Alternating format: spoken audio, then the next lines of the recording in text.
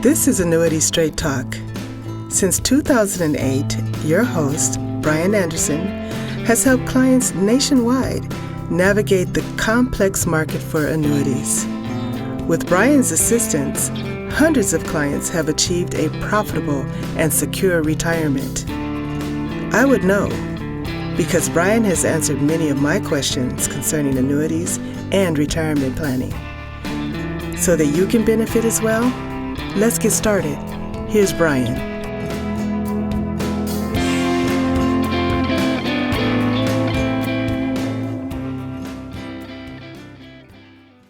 Hello and welcome everyone to the Annuity Straight Talk podcast, episode number 86, moving right along, approaching 100. Give me some ideas if you guys think I got to do something special for episode number 100. Not quite sure what I would do, but I would try to make it good. I try to keep it good. Give you case studies. I'm going to try to do a series of kind of case studies, just kind of keep people thinking about it the right way, give different perspectives and all that. Number 86, we're going to do annuities create a legacy. Lots of different ways of doing that, not specifically with the annuity. But let me tell you how I did, worked with one couple recently, and that's what I'm doing. I don't think I'm going to share my screen. It's just writing. You can go read the newsletter. It's already written. Friendly reminder to like or subscribe or comment on this. Let me know what you do like about it, what you don't like about it. Helps the ratings, gets it out to more people. That's the biggest sales pitch I'm going to give you, but I truly appreciate your help if you give it a thumbs up or, I don't know, thumbs down if you don't like it. I suppose if you don't like it, why would you be here? But I spent a lot of time on the podcast talking about micro details and specifics about certain cases. That leads to tunnel vision for a lot of people, so you have to step back, remember the bigger picture, and this is really a big picture issue. One of the most overlooked facts about using annuities is it enhances your entire portfolio, everything else you got, and it goes above and beyond what the annuity does by itself. Now, this even goes for the annuities that I don't particularly care for. We've talked about those a bunch, but all of the annuities have a purpose, and again, it goes to suitability, and some are specific for certain situations and sold to the wrong people, all that stuff. But you absolutely should know exactly how your annuity works. You should get one that does specifically what you need it to do, but you can't forget how it helps everything else. So legacy is not a top priority for everyone. It doesn't have to be a focal point of retirement planning. But what I consider to be the best indicator of a solid retirement plan. If you get to the end with a whole bunch of money, then obviously you have been successful and you created a good plan. Those are the types of plans I like to create. You can leave it to the kids. You can spend more. If it's not your goal to leave it to someone, some people are, well, I don't need all that money, so I'm going to go with this strategy that gives me less money. Believe it or not, I have heard a lot of people say, well, I don't really need all that money, so I'm just going to do whatever this other guy says. Even I know it's not better, but it's good enough for me. I don't like underachievers. I have my own issues with that from time to time, but that's why I work so hard, because we're always trying to overcome certain things like that. But if you're not looking for the best performance and the best possible deal, sorry, you're in the wrong spot. There are annuities that are specifically built to produce a legacy, but I'm not going to talk about those. Using an annuity is fine. There's certain, riders or additions. There's there's a death benefit. There's this, there's that. There's always some catch to it. I'm not talking about those things right now. I certainly could, but I think it's kind of dry and boring. So if you want one asset to leave a legacy, life insurance is by far the best way to do it. You want to do it one product that you're going to leverage yourself. So a lot of people, and that's not something that I push to sell a whole lot.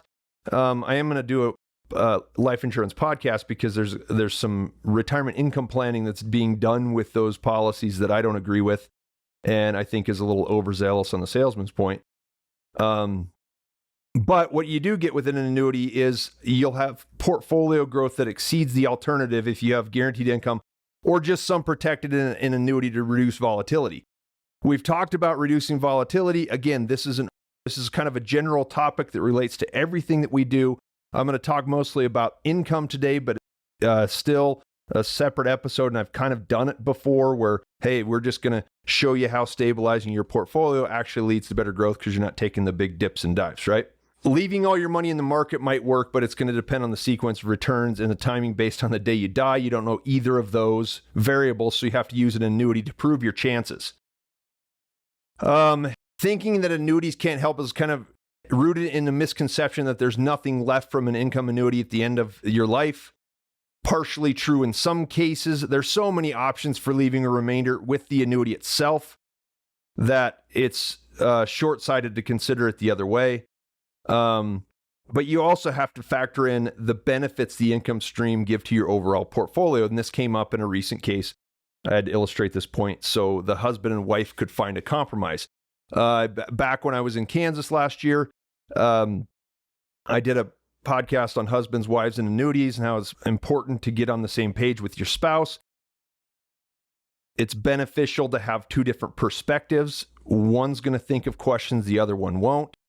And coming to a consensus and working through it together is often the best way to get it done. So this couple is about 3 or 4 years from retirement. They're saving a lot of money in the highest earning years. Everybody knows that right before you retire, the highest earning years. They already have one deferred income annuity that was purchased a few years ago and about $1 million in other investments, plus the incoming additional savings over the next several years, 3, 4 maybe. They do have a significant income retirement gap. So we calculated their Social Security, what the current annuity is going to pay, and they still have a shortfall. But they've got more than enough money to solve the problem.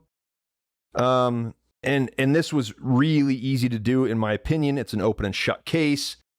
We determined that they could take about just all the factors considered, what was available, what could be moved. And it was, it was less than 40% of their current investments buy another deferred annuity to close that income gap. That would leave 60% of their current assets for other investments. They want to do some real estate, maybe keep some in the stock market. They do have, some rental properties and things like that, want to do more of them. If you live in an area where the market will give you a good return on that investment, it's not a bad way to do it. But again, it's all about diversification, right? They had plenty of room to spend comfortably and likely plan for inflation as well after we did all this. In every scenario we ran, the portfolio performed better with the second annuity, adding that in. So everybody knows this. I run the portfolio simulations with and without an annuity to see what makes the most money. There are very few historic markets where you would be better off in retirement without an annuity. Very short periods of time as well. The husband picked it up right away. He's mostly retired all the way already, and his wife is still working. So he's got a little bit more time on his hands, harder to pin her down and get her scheduled. So it's not that he was more capable of understanding it. But again, it's that perspective thing. Everybody sees it in a little bit different way. So we had to do a second meeting to get her perspective.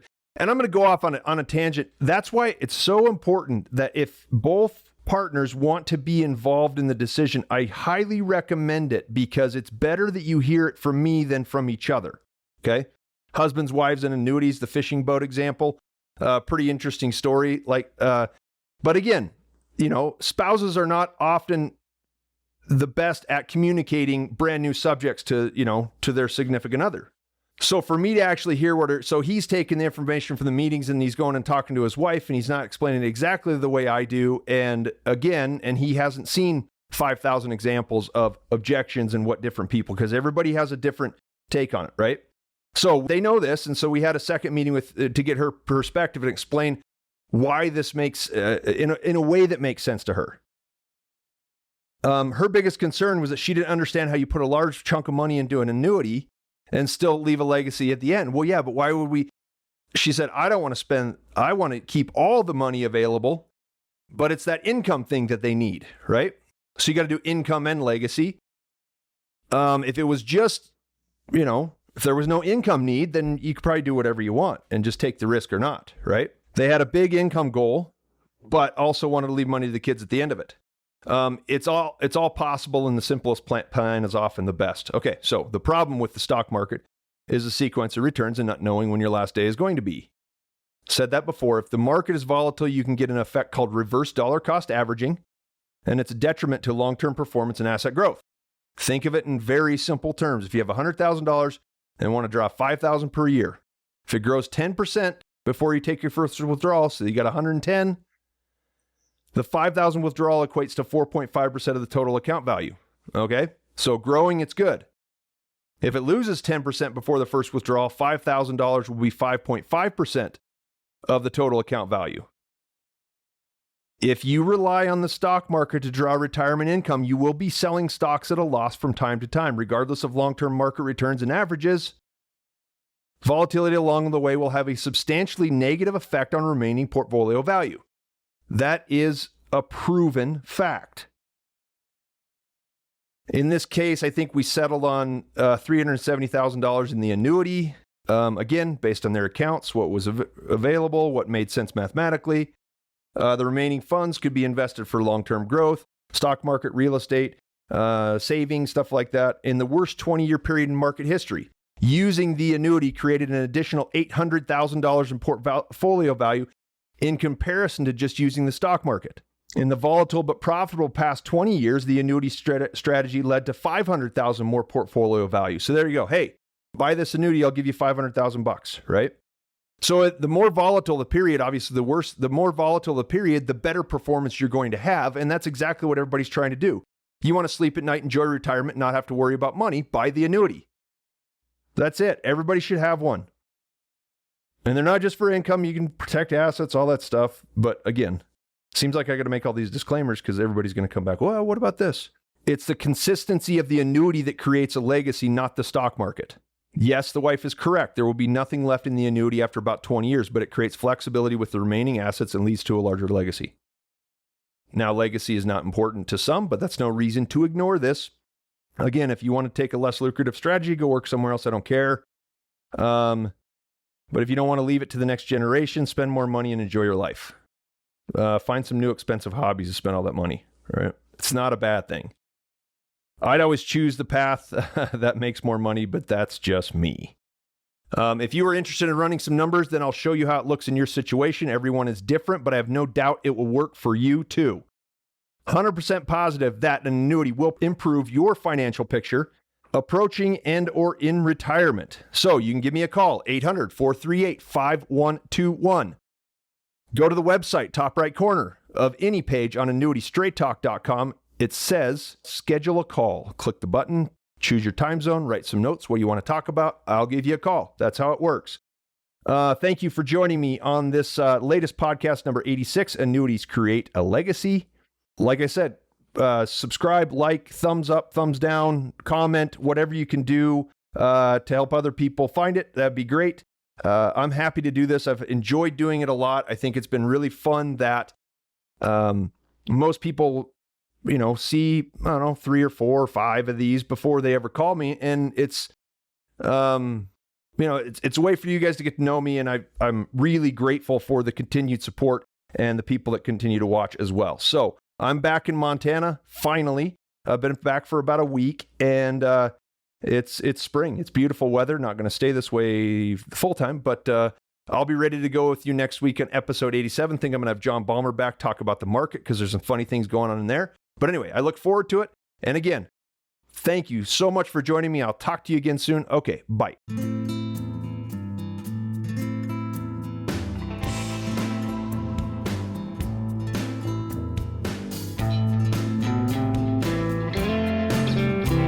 You have been listening to Annuity Straight Talk. The preceding information is for informational and educational purposes only and does not represent tax, legal, or investment advice. The views expressed by guests on this program are their own and do not necessarily reflect the views of Annuity Straight Talk or its partners. No information presented today should be acted upon without meeting with a qualified and licensed professional. It is important that you read all insurance contract disclosures carefully before making a purchase decision. Guarantees are based on the financial strength and claims paying ability of the insurance company.